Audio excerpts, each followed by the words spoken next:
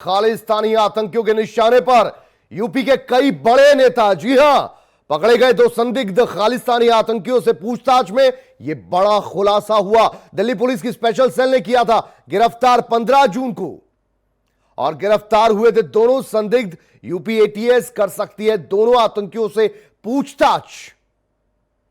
तो यह बड़ी खबर उत्तर प्रदेश के लिहाज से।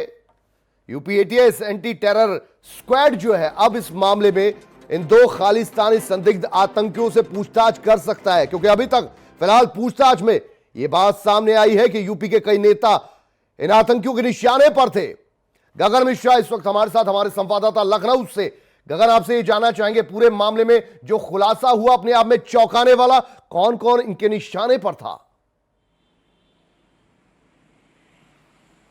देखिए, बिल्कुल कुलदीप, जो दिल्ली पुलिस की स्पेशल सेल ने 3 खालिस्तान के आतंकियों को गिरफ्तार किया था, उन्होंने कई बड़े चौंकाने वाले खुलासे किए थे कि किस तरह से वो आईएसआई एजेंट, आईएसआई के संपर्क में थे सीमा पार, और लगातार भारत में बैठकर युवाओं को भर्ती कर रहे थे खालिस्तान और आईएसआई के लिए। तो उसके बाद जो खुलासे हुए हैं वो भी काफ़ी चौंकाने वाले हैं कि उन्होंने जिन नेताओं के बारे में जानकारी दी है कि जो नेता उत्तरी भारत के लगभग जो नेता हैं वो उनके निशाने में थे, उसमें कुछ ऐसे नेता हैं जो उत्तर प्रदेश के बड़े नेताओं में से एक हैं, और फिलहाल अभी उनके नाम सामने नहीं आए, लेकिन उस पर यूपी एटीएस उनसे पूछताछ के लिए दिल्ली रवाना होगी और ये पता करेगी आखिरकार वो कौन कौन से बड़े नेता हैं जो उनके निशाने पे थे, क्योंकि कई मुंबई और दिल्ली के नेता के नाम पहले से ही वो खुलासा कर चुके हैं, लेकिन उत्तर प्रदेश के वो कौन से नेता थे जिनके निशाने पे, जो खालिस्तान के निशाने पे वो नेता थे, फिलहाल कई जानकारियां सामने आ रही हैं। जिसमें अगर बात की जाए कि अभी हाल ही में मेरठ से जो पकड़ा गया था तीरथ सिंह, क्या वो भी उनके साथ जुड़ा हुआ था, और कौन कौन से उनके हैंडलर उत्तर प्रदेश में बैठ के काम कर रहे थे, वो तमाम चीज़ों को लेकर जानकारी जुटाई जा रही है, पूछताछ हो रही है। लेकिन जो सबसे बड़ी खबर ये आ रही है कि उत्तर प्रदेश के कई बड़े नेता इस खालिस्तान आतंकियों के निशाने पे थे, जिनकी हत्या कर प्लानिंग कर रहे थे। फिलहाल प्लानिंग से पहले ही दिल्ली पुलिस की स्पेशल सेल ने पकड़ लिया।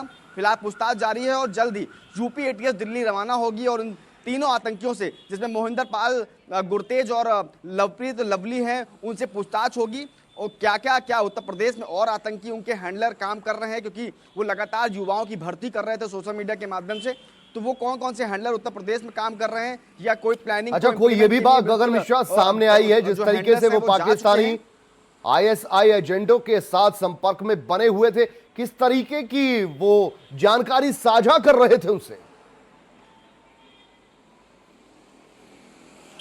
देखिए, जो गुरतेज है वो लगातार मोहिंदर और लवप्रीत की सहायता से सोशल मीडिया से लड़कों को, युवाओं को बहकाता था और युवाओं को अपने पास, अपने खालिस्तान और आईएसआई में भर्ती के लिए प्रेरित करता था।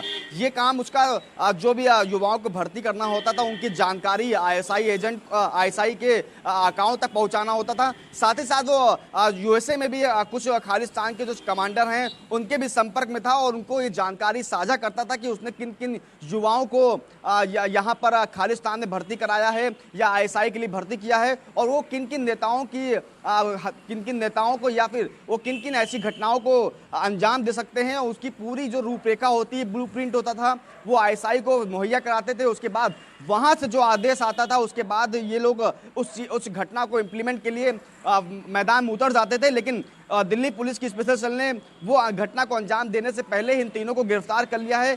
कई खुलासे आ रहे हैं, लेकिन ये जरूर है कि पाकिस्तान में बैठे। बहुत शुक्रिया गगन मिश्रा इस पूरी जानकारी के लिए आपका।